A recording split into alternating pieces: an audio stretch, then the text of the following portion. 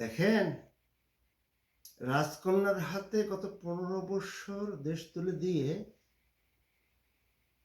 কি হয়েছে? এবার রাজপুত্রের হাতে তুলে দেবেন আগামী 15 বৎসর, কমপক্ষে, কিংবা তার বেশি হতে পারে। আপনি যেখানে আছেন সেখানেই থাকবেন। আপনার সন্তান প্রকৃত শিক্ষা পাবে না।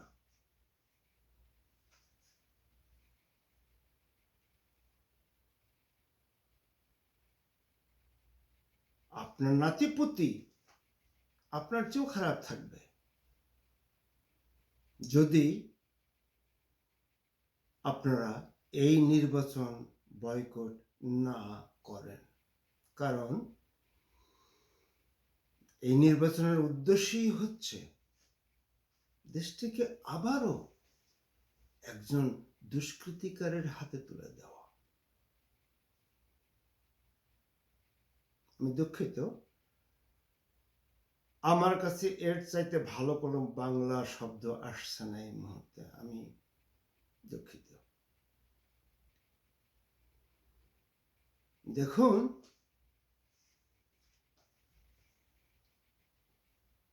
পরিবারতন্ত্রের রাজনীতি যদি আপনারা বরণ করে নেন,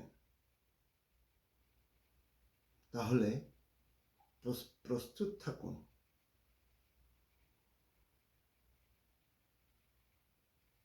দেশে হাসিনার চাইতে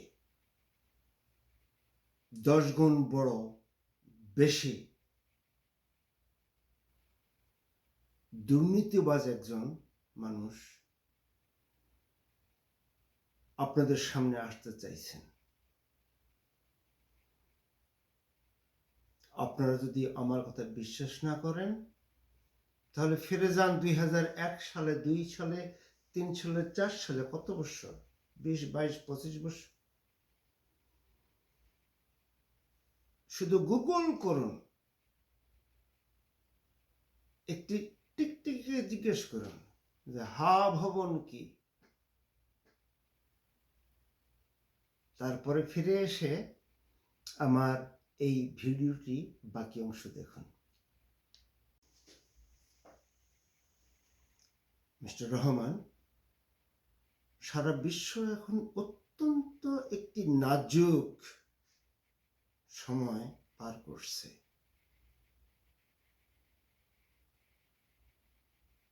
এই মুহূর্তে দেশবাসীর উদ্দেশ্যে অথবা বিশ্ববাসীর উদ্দেশ্যে আপনার বক্তব্য কি?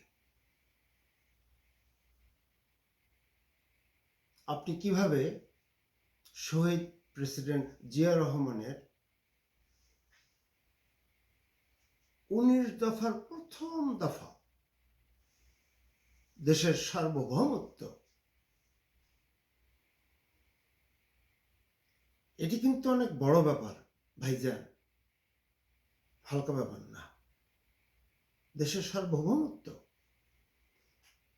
গত 17 বৎসরে আপনি কোন কূটনৈতিক চ্যানেলে ভিডিও করে, ইমেল করে, জুম মিটিং করে বাংলাদেশের ব্যাপারে তদবির করেছেন? আপনি লন্ডনে ছিলেন, সারা বিশ্বের রাজধানী যেটা, এটা ব্রিটিশদের রাজধানী।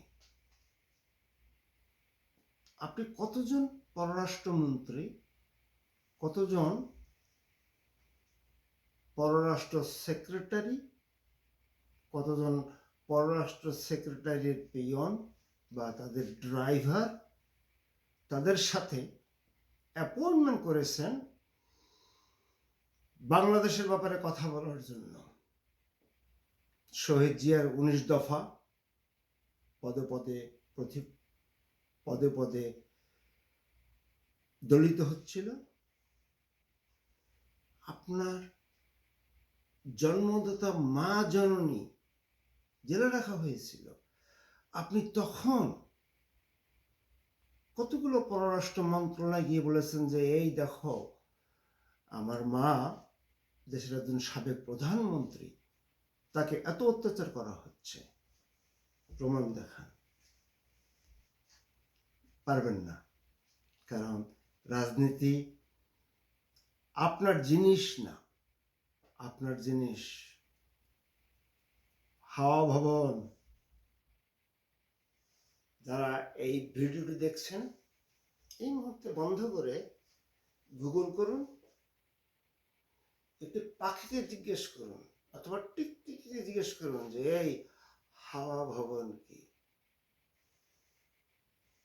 আর একটু মজা করলে বলুন, বনানীর 13 নম্বর ভবনের হাওয়া ভবনের রাজপুত্র এবং তার প্রধান সেনাপতিকে। হাওয়া বলে দিবে, আকাশ বলে দিবে আপনাদেরকে। আমার কথা আর শুনতে হবে না। এই ভিডিওটি বন্ধ করে দিন, দরকার নেই। প্রিয় দেশবাসী, প্লিজ দেশটি দুর্নীতি মুক্ত করার এই আমাদের শেষ সুযোগ। দয়া করে ভাবুন, এই নির্বাচন আপনারা বয়কট করুন, কারণ নির্বাচন পদ্ধতি পরিবর্তন না করা পর্যন্ত, দেশের সংবিধান পরিবর্তন না করা পর্যন্ত, দেশের বিচার ব্যবস্থা পরিবর্তন না করা পর্যন্ত আমার দেশ আবারও সেই গত 15 বছরে ফিরে যাবে, যেখানে দুর্নীতি সীমা থাকবে না। কারণ একজন দুর্নীতিবাজ, একজন দুষ্কৃতিকারী, একজন চাঁদাবাজ, একজন অশিক্ষিত, একজন সৈনিক পিতার কুলাঙ্গার ছেলে, একজন সাবেক প্রধানমন্ত্রী কুলাঙ্গার ছেলে,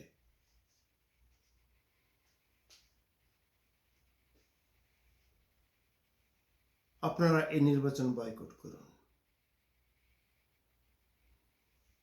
বর্তমানে যারা দেশের দিক নির্দেশনার দায়িত্বে আছেন তাদেরকে বলুন,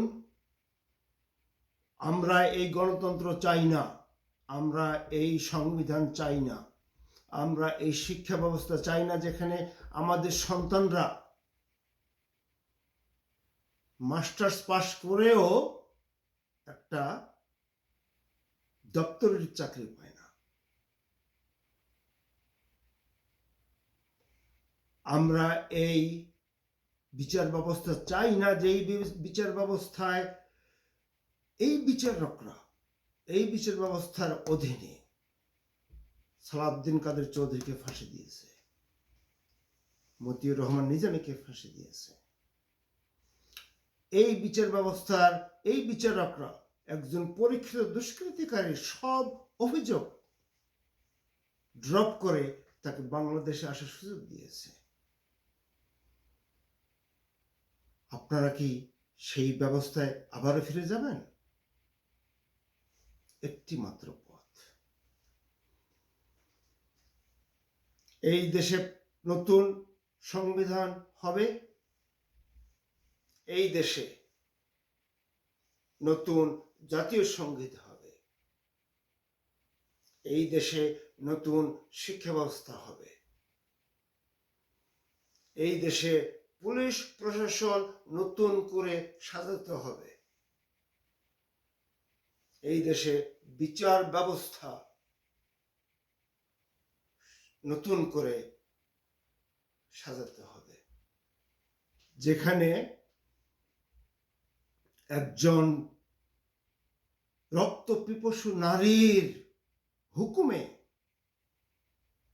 মতিউর রহমান নিজামের ফাঁসি হয় না, যেখানে সালাউদ্দিন কাদের চৌধুরীর ফাঁসি হয় না, যেখানে ইলিয়াস আলী গুম হয় না, যেখানে নাসিরউদ্দিন পিন্টু রাজশাহীর হাসপাতালে ডায়াবেটিসের মেটফর্মিন না পেয়ে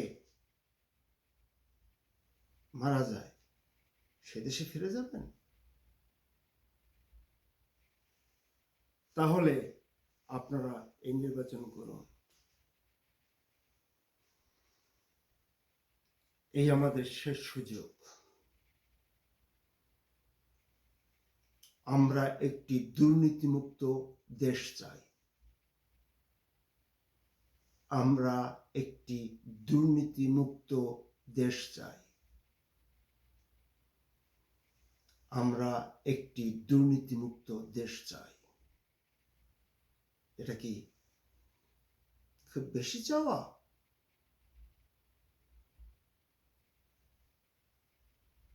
কথা বলুন, কথা বলুন। দেশে এখনো মুরব্বী আছেন,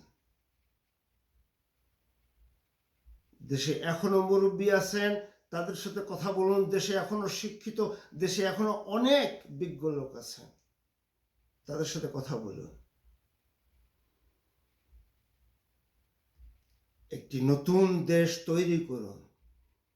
আমরা অনেক অনেক ক্ষতি দেখেছি, আর না। নির্বাচন করার এত কোনো তাড়া কেন থাকবে? কারণ নির্বাচন করলেই তো দেশ হাতছাড়া, দেশ চলে যাবে দুষ্কৃতিকারীর হাতে। কারণ সেই সাবেক নির্বাচন পদ্ধতিতে যদি কেউ নির্বাচন করে, এরা টাকা দিয়ে নমিনেশন কিনবে, এরা টাকা দিয়ে নমিনেশন কেনে, টাকা ছাড়া নমিনেশন হয় না। এই নীতি, এই পলিসি পরিবর্তন করতে হবে। নমিনেশন পাবে আপনার এলাকায়, আপনার ভোটে, প্রাথমিক নির্বাচনে। প্রাথমিক নির্বাচন কি? যারা মুরব্বী তাদেরকে জিজ্ঞেস করুন। একমাত্র প্রাথমিক নির্বাচনের মাধ্যমেই কোন রাজপুত্র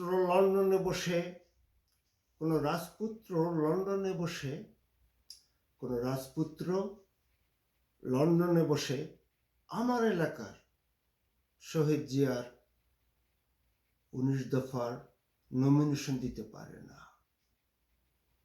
কারণ যে নমিনেশন দিয়েছে সে একজন পরীক্ষিত দুষ্কৃতিকারী, আর যাকে নমিনেশন দেওয়া হয়েছে তার বিরুদ্ধে কোনো দুর্নীতি আছে কিনা তা তিনি পরীক্ষা করে দেখেননি। এটি হচ্ছে শহীদ জিয়ার 19 দফার 18তম দফার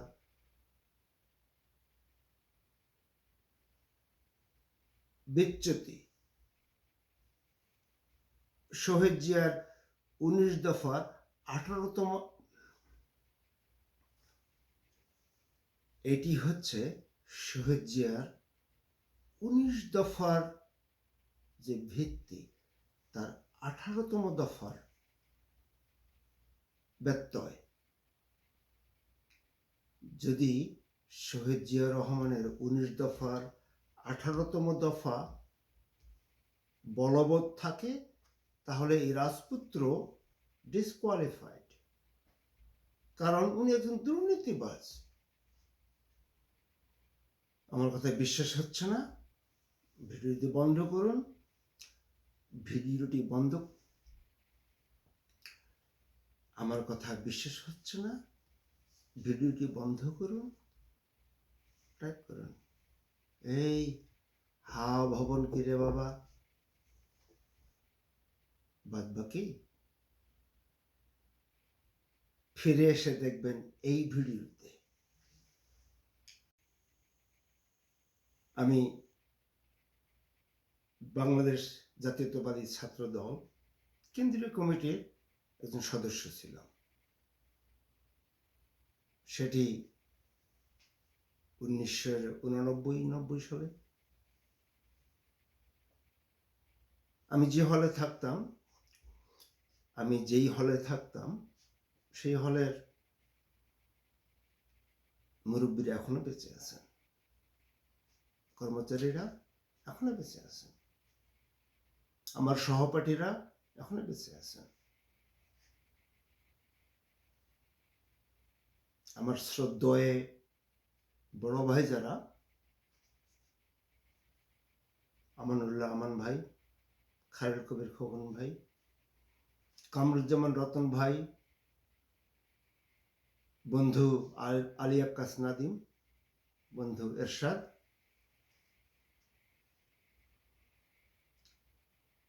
হাবিবুর রহমান ভাই,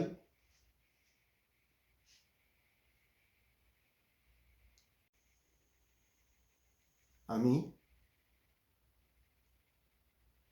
জাতীয়তাবাদী ছাত্রদল ঢাকা বিশ্ববিদ্যালয় শাখার সদস্য। পরবর্তীতে ডাকসু নির্বাচিত ছাত্রনেতা হবার পর আমি বাংলাদেশ জাতীয়তাবাদী দল